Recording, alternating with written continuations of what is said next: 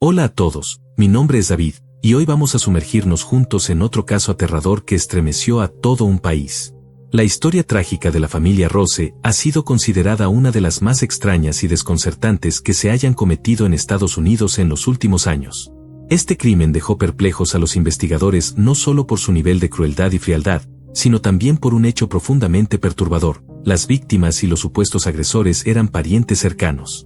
A pesar del paso del tiempo y de que el principal implicado ya ha cumplido una severa condena en prisión, todavía existen muchas dudas, vacíos en la investigación y preguntas sin respuesta. Son muchos los que aún hoy no creen en la justicia del veredicto emitido por el tribunal. Todo comenzó con una familia común, sin historial delictivo ni antecedentes de conflictos graves, asentada en un suburbio tranquilo de Bristol, en el estado de Tennessee. La familia estaba encabezada por un matrimonio de edad avanzada, Curtis y Lena Maria Rose, quienes llevaban más de 40 años juntos. Tenían 2 hijas adultas y 6 nietos. Sin embargo, para entender este caso en toda su complejidad, nos concentraremos únicamente en los miembros de la familia directamente involucrados en esta tragedia.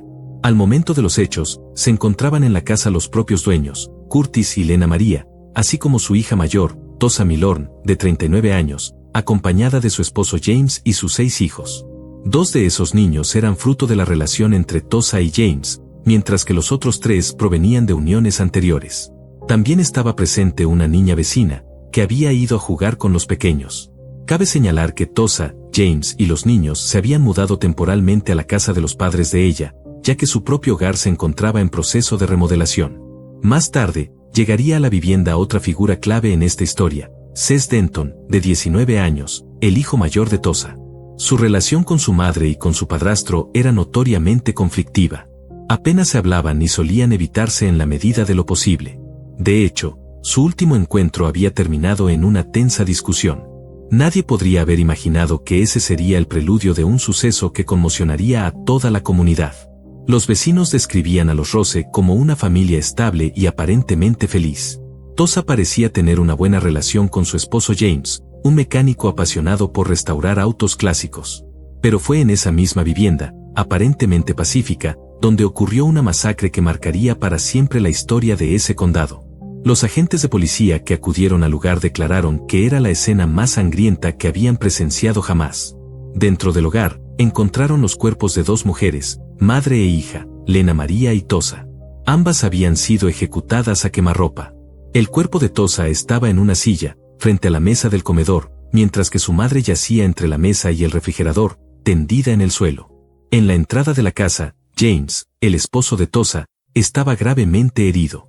Fue trasladado de inmediato al hospital, pero a pesar de los esfuerzos médicos, falleció poco después a causa de heridas internas severas y una pérdida masiva de sangre. Lo que sorprendió a todos fue que ninguno de los niños presentes resultó herido. Todo indica que el agresor no tenía intención de hacerles daño o que simplemente no los vio durante el ataque. Tras los disparos, la policía recibió 2 llamadas telefónicas con pocos minutos de diferencia. La primera fue del dueño de la casa, Curtis Rose, quien aseguró que su nieto mayor, Cez, había sido el autor de los disparos y luego había huido. Pero poco después, el propio Cez se comunicó con las autoridades para dar su versión de los hechos, y en ella, culpaba a otra persona. La tragedia de la familia Rose no fue solo una historia de sangre y violencia, sino también una muestra de lo frágiles que pueden ser los vínculos familiares cuando hay resentimientos profundamente enraizados. La relación quebrantada entre Cez y su familia pudo haber sido el catalizador de lo que ocurrió, pero no explica del todo el nivel de brutalidad con el que se cometieron los hechos. Detrás de cada crimen hay emociones escondidas, y en este caso, se mezclaban la rabia, la decepción y el abandono. El caso también abrió un debate a nivel local sobre el tratamiento de jóvenes con antecedentes familiares conflictivos y problemas de comportamiento. Muchos se preguntaban si se pudo haber evitado la tragedia si las señales de alerta se hubieran tomado más en serio por parte de los servicios sociales o del entorno cercano. Cez, aunque joven, ya había mostrado signos de inestabilidad, pero su historia quedó relegada hasta que fue demasiado tarde. Además, la comunidad entera quedó marcada por el horror de lo que ocurrió en esa casa. Los niños sobrevivientes quedaron traumatizados, y los vecinos aún recuerdan el día en que el silencio del barrio se rompió por los disparos y los gritos. No solo se perdió una familia, se perdió también la sensación de seguridad que todos daban por sentada. En lugares donde nunca pasa nada, el horror puede aparecer de golpe, sin previo aviso. El abuelo Curtis, al ser interrogado por las autoridades, reveló que su nieto Cés tenía una herida en el brazo, y admitió que fue él quien le disparó. No lo negó en ningún momento, explicó que lo hizo con la intención de detenerlo y evitar que huyera del escenario de la masacre. Cés Denton, señalado como el presunto responsable, fue arrestado en el hospital, donde había acudido en busca de atención médica por la herida de bala. Desde ese momento, la investigación se centró en reconstruir la cadena de eventos trágicos que habían tenido lugar en la casa de los Rose. Lo curioso, y para muchos injustificable, fue que solo una versión de los hechos fue tomada como base del proceso judicial. La versión alternativa no sería considerada con seriedad sino hasta años después. La tarde del 29 de agosto de 2015, aproximadamente a las 6, varios residentes del vecindario cercano escucharon una serie de disparos.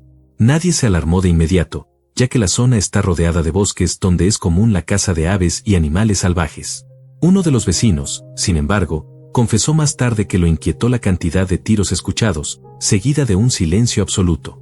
Aún así, no consideró que fuera suficiente motivo para alertar a la policía. Otro testigo declaró durante el juicio que, además de los disparos, escuchó gritos, lo que lo llevó a salir al porche de su casa para ver qué ocurría. Desde allí vio a un joven corriendo por el sendero que conectaba con la casa de los Rose, y detrás de él iba otro hombre, como si lo persiguiera.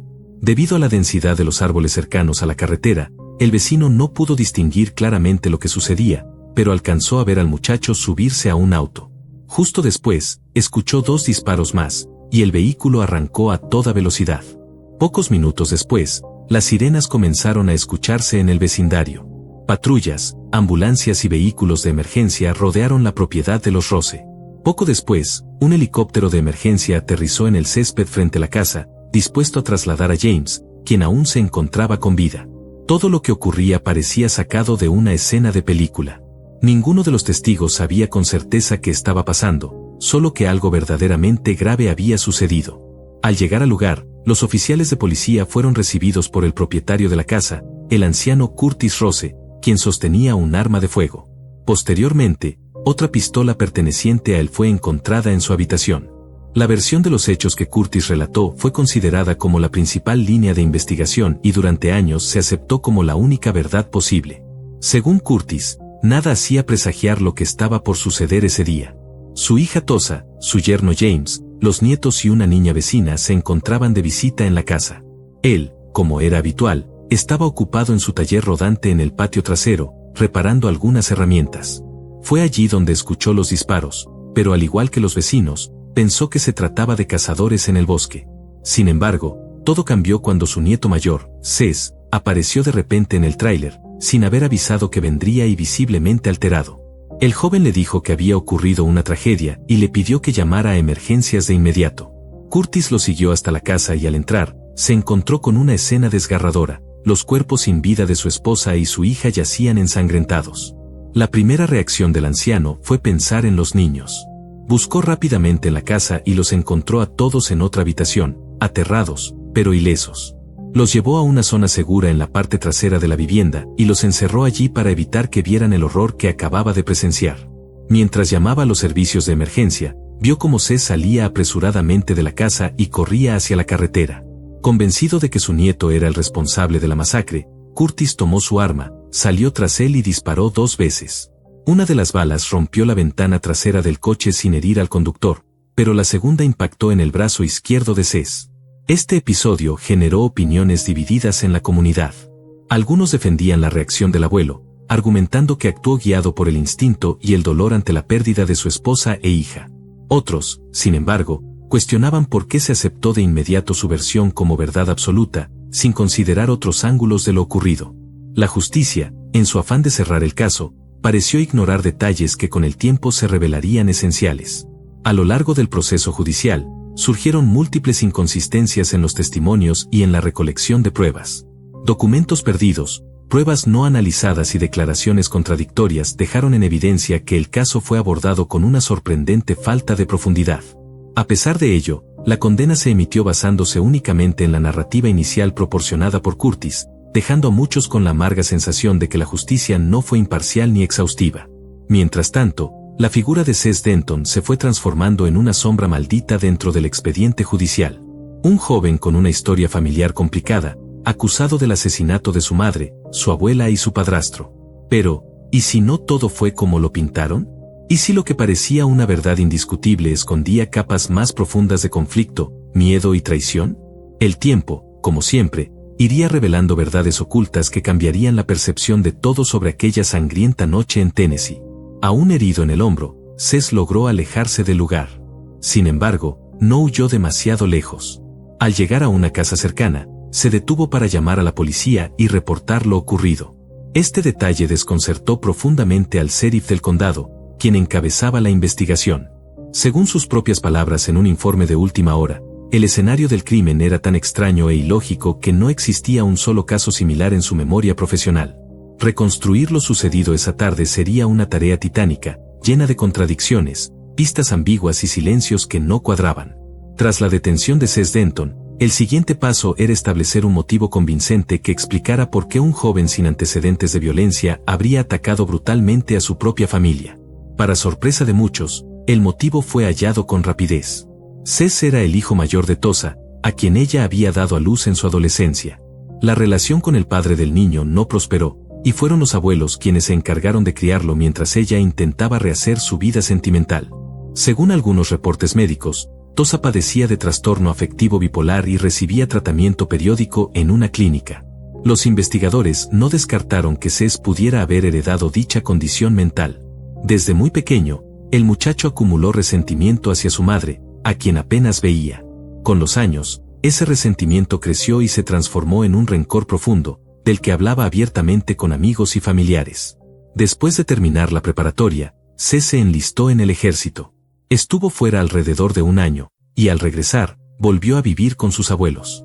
No obstante, pronto decidió independizarse y se mudó a la ciudad, donde compartía un pequeño departamento con un amigo. Consiguió empleo en un restaurante de comida rápida, pero poco antes de la tragedia fue despedido. A pesar de todo, quienes lo conocían hablaban bien de él. Nadie lo consideraba agresivo ni propenso a meterse en problemas.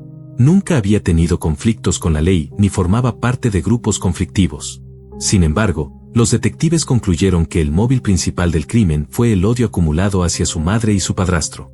Una conclusión que muchos consideraron demasiado simplista para un caso tan complejo. Según la versión oficial, los hechos se desarrollaron así. Alrededor de las 5 de la tarde, Cés llegó en su coche a casa de sus abuelos.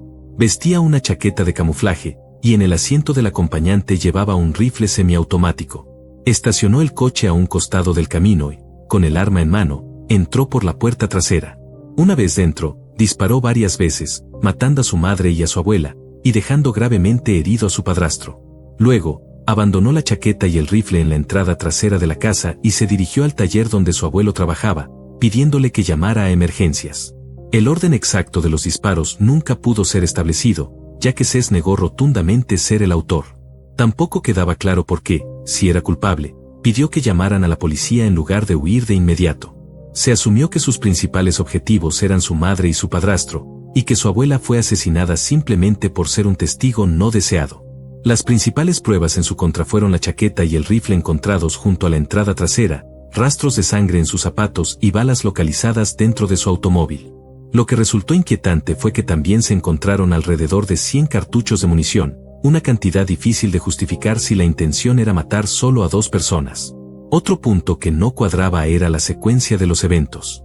Según Curtis, tras entrar a la casa junto a su nieto y ver el horror de los cuerpos, Cés salió rápidamente del lugar.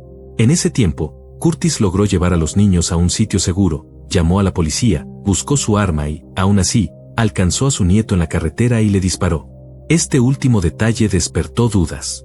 ¿Realmente fue posible que un hombre mayor, en medio de semejante conmoción, lograra hacer tantas cosas en cuestión de minutos y aún así dar alcance a un joven?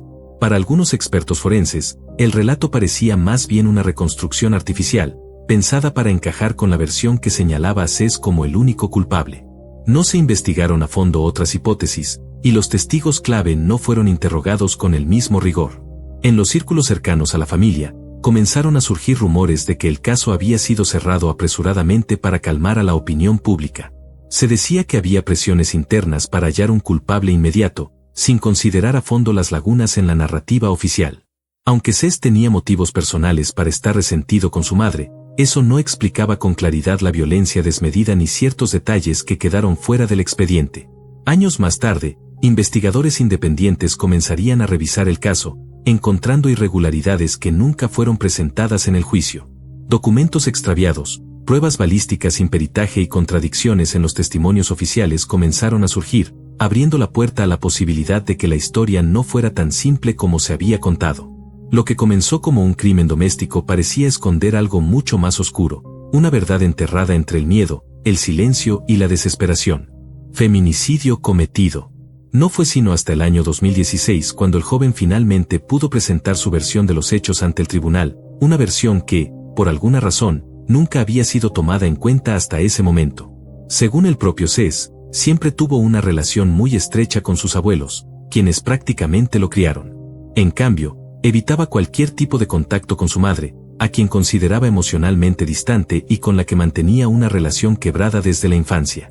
Durante su adolescencia, solía ir con su abuelo al campo de tiro con frecuencia, y fue precisamente él quien lo animó a enlistarse en el ejército. Esa conexión, para Cés, era profunda y sincera.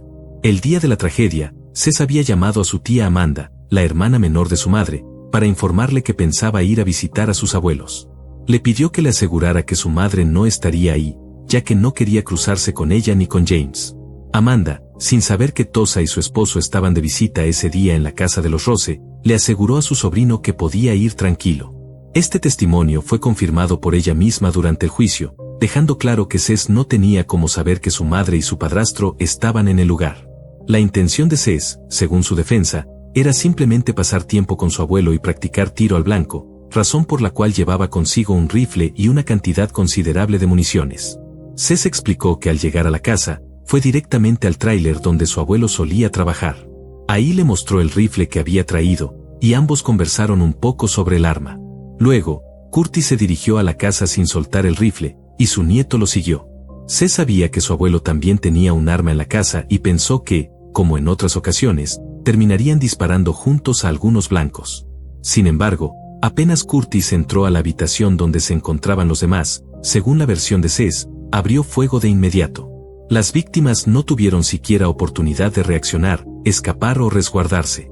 La defensa de Cés argumentó que su abuelo podría haber sufrido un episodio de locura temporal durante el cual asesinó a su familia, pero esa hipótesis fue rápidamente descartada por las autoridades y ni siquiera se consideró de manera formal en el juicio. Un hecho que llamó la atención fue que también se encontraron rastros de sangre de las víctimas en la ropa y zapatos del propio Curtis. A pesar de ello, jamás fue incluido como sospechoso en la investigación. Desde el inicio, su testimonio fue aceptado como verídico y definitivo, mientras que Cés, sentado en el banquillo de los acusados, enfrentaba la posibilidad de recibir la pena de muerte por el asesinato premeditado de su madre, su abuela y su padrastro. Curtis fue considerado testigo clave desde el comienzo del caso, y aunque reconoció abiertamente que estaba dispuesto a matar a su nieto ese mismo día, el tribunal no solo no lo cuestionó, sino que validó su comportamiento como una reacción legítima. Curtis Rose jamás fue llevado a una estación de policía ni interrogado como posible sospechoso. Su versión de los hechos fue aceptada sin objeción, mientras muchos detalles y contradicciones relevantes fueron ignorados por completo. La versión de Cés, por su parte, no fue tomada en cuenta hasta casi un año y medio después del crimen, cuando el juicio ya se encontraba muy avanzado. Si bien muchas de las pruebas físicas coincidían con la narrativa de Curtis, otras que podían ponerla en duda fueron desestimadas sin explicación.